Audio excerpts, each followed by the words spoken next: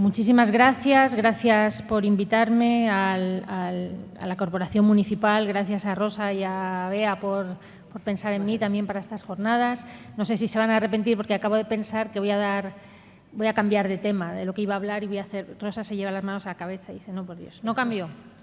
Es que… Bueno, es que te he oído a ti y lo que iba a decir yo, pues no es igual, pero es muy parecido. O sea, en fin, hablaba… Y yo creo que este es un auditorio de gente convencida y luego de gente abolicionista convencida, y luego ahí en el café que hemos estado tomando, pues se me ha acercado bastante gente y he estado hablando.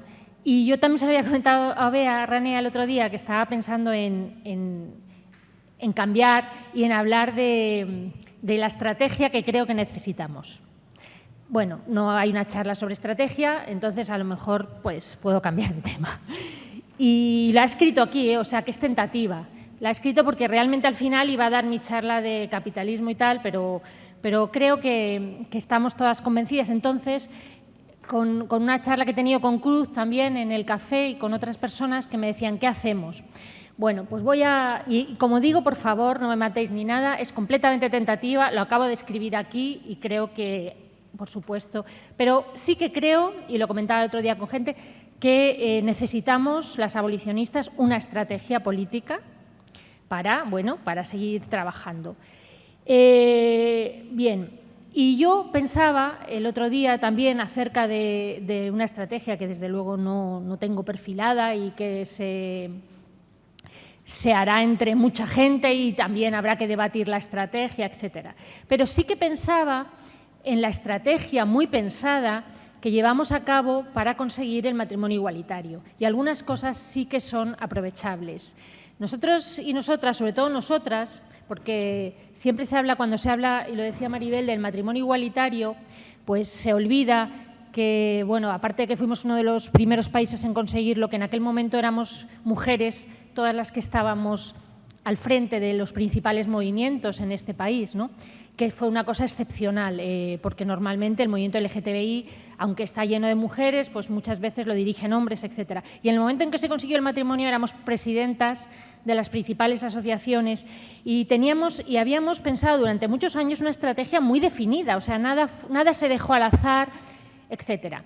Bueno, pues yo cuento puntos y que requerirá mucho tiempo y muchas aportaciones para afinar, ¿no? Pero bueno, yo creo que es una introducción. Bueno, el primer punto yo creo que es una cierta unidad. Unidad en la diversidad, eso lo tuvimos muy en cuenta, pero unidad. Es decir, la unidad en todo movimiento político y, como digo, es un valor, obviamente. Y cuando digo respetando la diversidad, quiero decir lo mismo. Nosotros en el movimiento, pues el objetivo era conseguir el matrimonio y luego que cada uno pensara lo que pensara de otras cosas variopintas.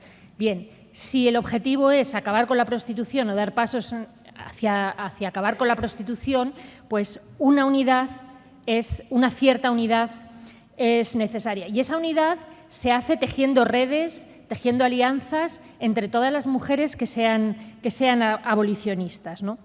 Este tejer redes y alianzas, y cuando digo compartir la diversidad, digo compartir, asumiendo o respetando cierta diversidad, creo que es importante, porque no hay unidad, no hay unidad construida a martillazos y cuando se construye así, pues al final salta, ¿no? Esa unidad férrea que a veces pretenden los partidos, etcétera. Y que no un movimiento social no tiene por qué tener. Se puede respetar una cierta diversidad y creo que además un juego de equilibrios, etcétera, y creo que lo hace más flexible pero más potente. Bien, esta unidad quiere decir unidad de todas las abolicionistas en los partidos políticos, en las asociaciones, etcétera. Estar en todos los espacios posibles como abolicionistas, visibilizándonos como abolicionistas en muchos espacios.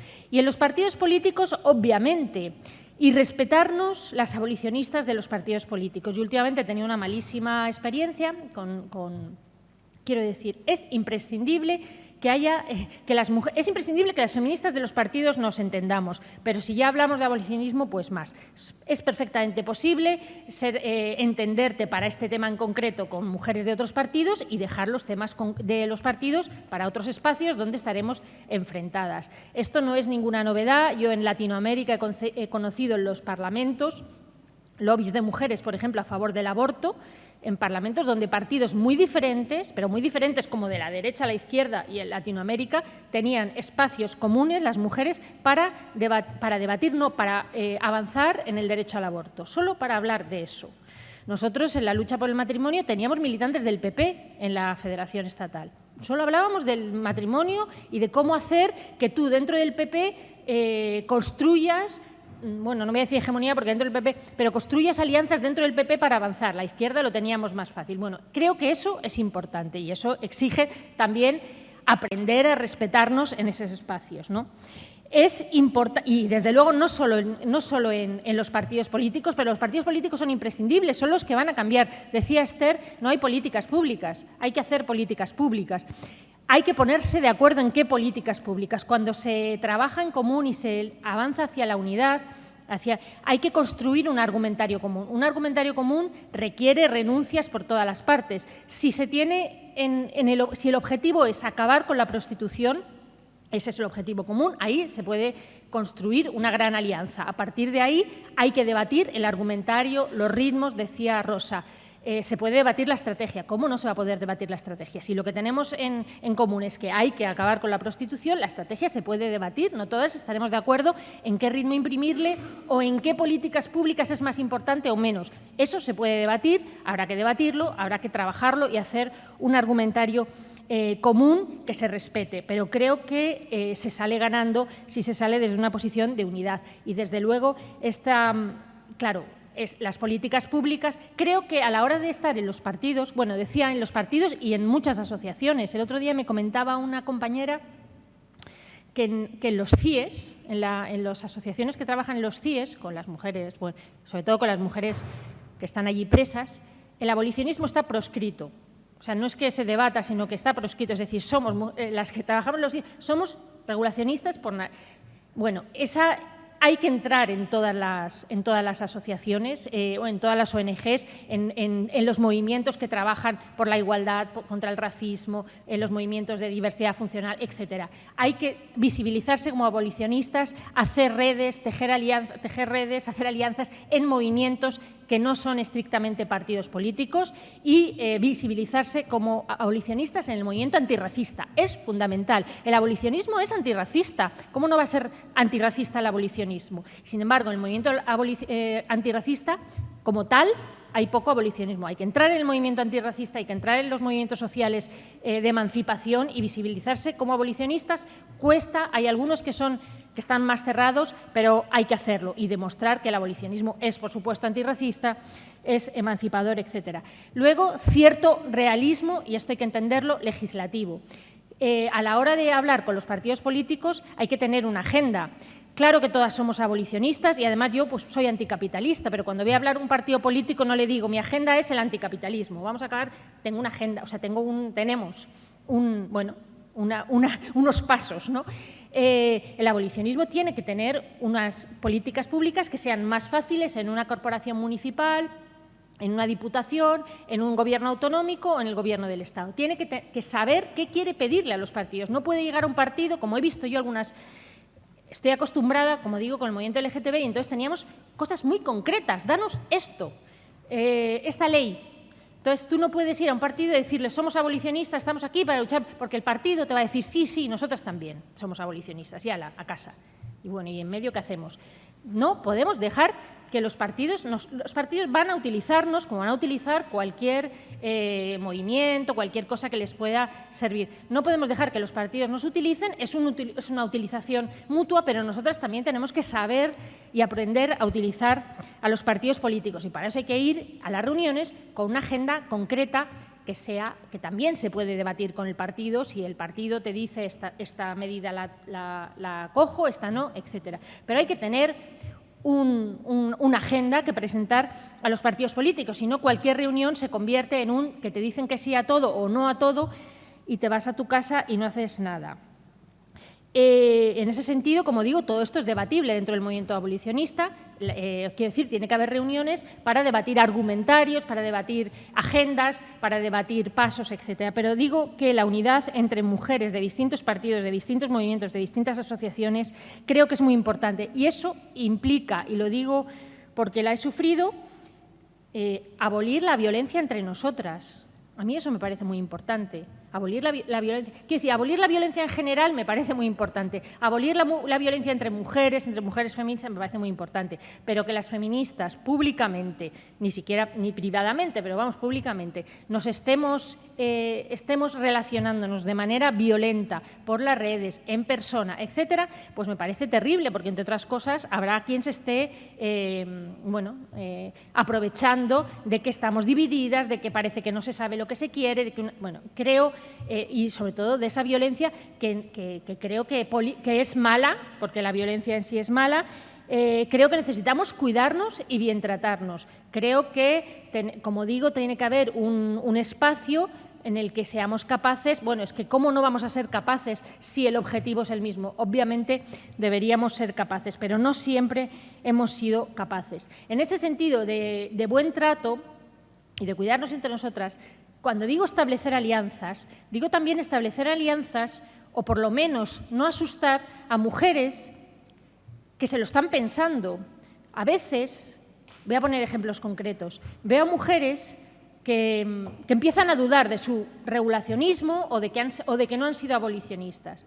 Y empiezan a dudar y escriben a veces en las redes o dicen cosas que parece que esa persona está moviéndose hacia posturas de mayor flexibilidad y, bueno, cercanas al abolicionismo. Y a veces he visto cómo esas mujeres se las machacan en redes. No me parece muy práctico, aparte que no me parece bien que se machaque a nadie en redes, pero no me parece que sea una buena estrategia, que hay referentes feministas, en general, que es muy perceptible, que están cambiando su postura y porque no compran un pack completo, se las desacredita, se las machaca, se niega la posibilidad de cambio, se niega la posibilidad de que no todo el mundo va al mismo ritmo, se niega la posibilidad, como decía Rosa antes, de que efectivamente, bueno, hay mujeres que no han hecho del abolicionismo su tema, por tanto no han profundizado. Yo también creo que no se puede ser feminista, haber estudiado, haber profundizado y no ser abolicionista, o sea, estoy convencida. Pero hay mujeres que no les ha importado el abolicionismo y se han dedicado a otra cosa. Y de repente, bueno, o han tenido amigas o han caído en determinados ambientes, lo que sea. No han profundizado en todo caso. Y de repente, bueno, empiezan a pensar, etcétera, y, bueno, pues empiezan a pensar que la prostitución es una institución de desigualdad en todo caso y que no es compatible con una sociedad igualitaria, por ejemplo.